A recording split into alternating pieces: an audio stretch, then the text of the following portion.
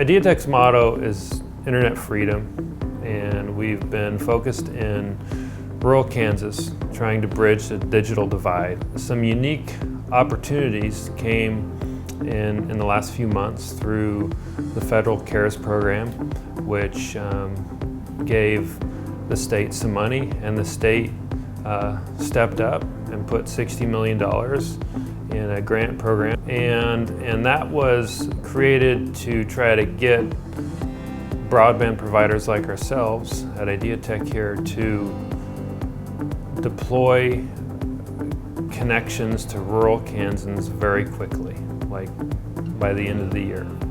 We've got 4 grants, 4 different areas all across Kansas. They're all very underserved areas.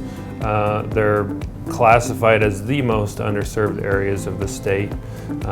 One of the areas is Meade County and surrounding counties.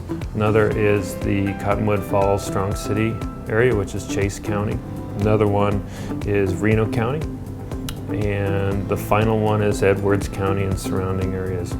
To have this day come to fruition where we have an opportunity in Chase County to have equitable access to broadband is just obviously very emotional for me. We've been researching, we've been talking, we've been discussing, but we never could get anybody to just take it by the horn and help us out until Daniel come here with IdeaTek. And once he heard us, he started making plans. He started giving us insights. He started helping us find things that we needed to do.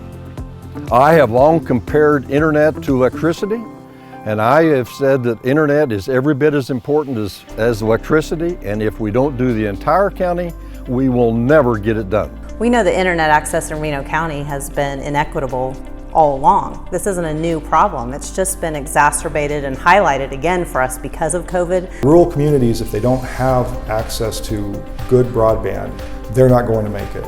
This is how we move goods and services. This is how business is conducted. And if they don't have that sort of access, they're much like towns that didn't have the railroad, they're just not going to make it.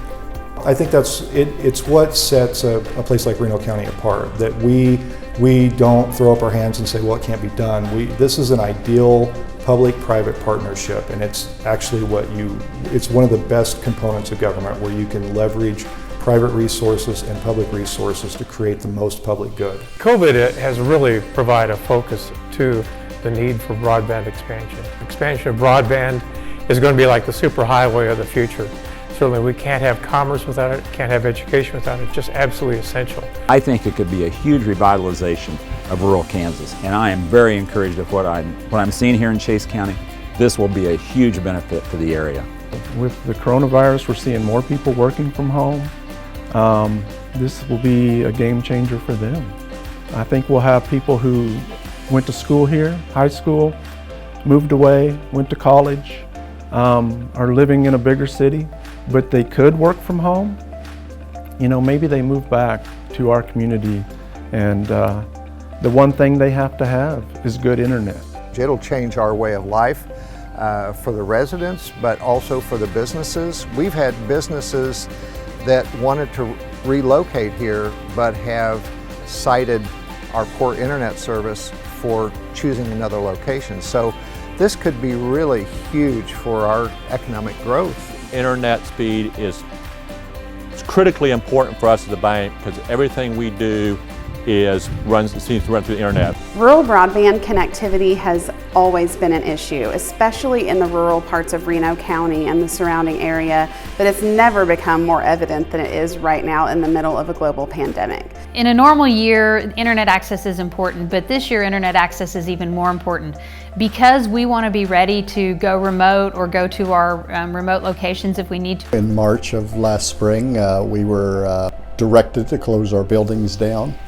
We were really surprised to see the number of folks that didn't have access to a high quality internet source. And so kids are sent home and have to do their homework at home, and they don't even have access to broadband.